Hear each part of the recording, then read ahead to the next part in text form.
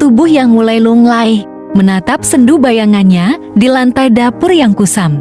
Rumah yang dulu ramai dengan tawa dan canda anaknya, Dimas, kini terasa sunyi dan mencekam. Sejak Dimas menikah dengan Wulan, hidupnya berubah drastis. Wulan, seorang wanita ambisius dan licik, memperlakukan Ibu Kartini bak pembantu, namun dengan sangat lihai menyembunyikannya dari Dimas. Setiap pagi, sebelum Dimas berangkat kerja, Wulan sudah memerintahkan Ibu Kartini dengan nada yang terdengar seolah lembut, namun penuh tekanan. "Bu, cuci baju semua ya. Bu, jangan sampai tertinggal. Nanti Dimas kesal," katanya. Dengan senyum yang dibuat-buat, tangan Ibu Kartini yang sudah mulai kaku bergerak cepat, takut akan konsekuensi jika tak memenuhi perintah Wulan. Sepanjang hari, Ibu Kartini disibukkan dengan pekerjaan rumah, mencuci, mengepal, memasak, menyetrika. Semuanya dilakukan dengan tangan yang gemetar. Jika ada kesalahan kecil, Wulan akan memutarbalikkan fakta. "Bu, kok nasinya gosong? Tadi saya sudah bilang pakai api kecil." "Bu, Dimas pasti marah nanti kalau tahu," katanya, dengan ekspresi seolah Ibu Kartini yang lalai. Suatu sore, saat Ibu Kartini sedang membersihkan kamar mandi, Wulan datang. "Bu, halaman belakang juga harus dibersihkan ya." "Bu, nanti Dimas pulang kerja. Saya mau langsung duduk santai di teras. Dimas suka bersih-bersih, Bu," katanya, dengan nada seolah melayani Dimas. Ibu Kartini hanya bisa menurut, air mata menggenang di pelupuk matanya. Dimas pulang kerja dengan wajah lelah. Ia melihat ibunya tampak lelah, namun Wulan selalu berhasil meyakinkan Dimas bahwa ibunya sedang beristirahat. Wulan selalu menceritakan betapa perhatian dan rajinnya Ibu Kartini, membuat Dimas merasa bersyukur memiliki ibu yang begitu membantu. Dimas tak pernah curiga sedikit pun pada istrinya. Ibu Kartini menyimpan semua kesedihannya dalam hati. Ia tak berani menceritakan perlakuan Wulan kepada Dimas. Takut tak dipercaya dan malah membuat masalah semakin besar. Ia hanya bisa berharap suatu saat kebenaran akan terungkap dan ia akan mendapatkan keadilan. Namun, untuk saat ini, ia hanya bisa pasrah dan terus menjalani hari-harinya dengan penuh kesedihan dan ketakutan.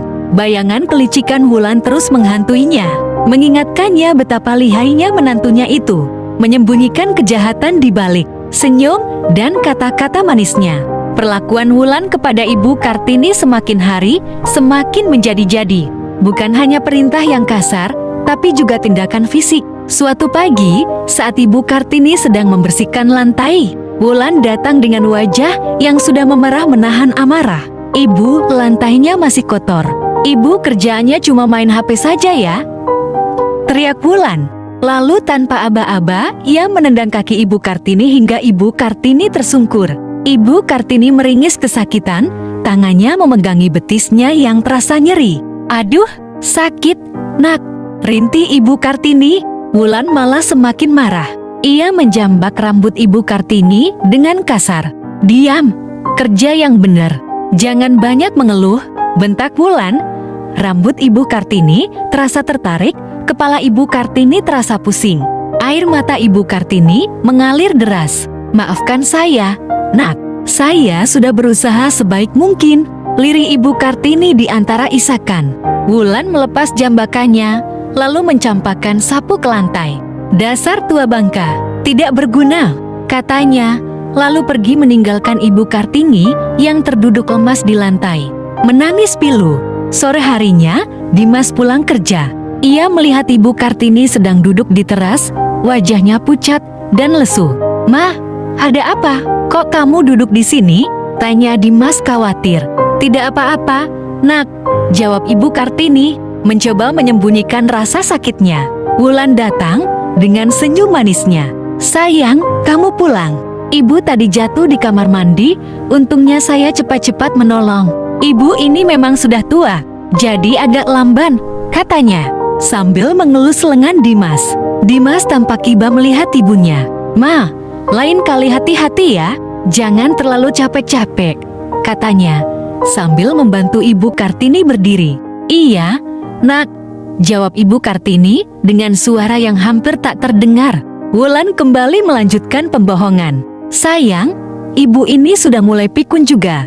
Tadi saya sudah bilang berkali-kali untuk hati-hati, tapi dia malah asyik sendiri. Untung saya cepat-cepat datang, kalau tidak, ibu bisa jatuh lebih parah lagi, katanya. Dengan ekspresi seolah-olah ia sangat peduli pada Ibu Kartini, Dimas semakin merasa iba dan mengira Ibu Kartini memang sudah tua dan rapuh. Ia tak pernah curiga sedikit pun pada istrinya, yang dengan lihainya memutarbalikkan fakta dan menyembunyikan kejahatannya. Ibu Kartini hanya bisa pasrah menahan sakit fisik dan batinnya, sambil berharap suatu saat kebenaran akan terungkap. Hari-hari berikutnya berjalan dengan rutinitas yang sama. Wulan terus memperlakukan Ibu Kartini dengan kasar, sementara Dimas tetap tak menyadari apa yang sebenarnya terjadi. Ibu Kartini semakin kurus dan lemah, namun ia tetap berusaha tegar demi menjaga perasaan Dimas. Ia takut jika Dimas mengetahui perlakuan Wulan, hubungan Dimas dan Wulan akan hancur. Suatu hari, Ibu Kartini jatuh sakit, demam tinggi dan batuk yang tak kunjung berhenti membuatnya terbaring, lemah di tempat tidur. Wulan hanya memberikan obat-obatan seadanya tanpa membawanya ke dokter. Ia bahkan tega membiarkan Ibu Kartini terbaring sendiri tanpa perawatan yang layak. Biarkan saja dia sakit, biar dia tahu akibatnya kalau tidak bekerja dengan rajin, gumam Wulan dalam hati. Namun, keadaan Ibu Kartini semakin memburuk. Tetangga yang melihat kondisi Ibu Kartini yang memprihatinkan akhirnya melapor ke Dimas. Dimas terkejut dan sangat marah ketika mengetahui kondisi ibunya. Ia langsung bergegas pulang dan melihat ibunya terbaring lemah di kamar. Wajahnya pucat pasi. "Ma, kenapa kamu tidak bilang padaku?" tanya Dimas dengan suara bergetar, menahan air matanya. Ibu Kartini hanya mampu menggeleng lemah. Ia terlalu takut untuk menceritakan semuanya. Dimas kemudian memeriksa luka-luka di tubuh ibunya. Ia menemukan memar di kaki dan tangan ibunya, juga rambut ibunya yang kusut dan tampak tertarik. Amarah Dimas memuncak. Ia langsung menghampiri Wulan yang sedang berada di ruang tamu. "Wulan, jelaskan semuanya padaku," bentak Dimas dengan suara menggelegar. Wulan mencoba berkelit, mengatakan bahwa Ibu Kartini memang sudah tua dan sering jatuh sakit. Namun, Dimas sudah tidak percaya lagi pada kata-kata Wulan.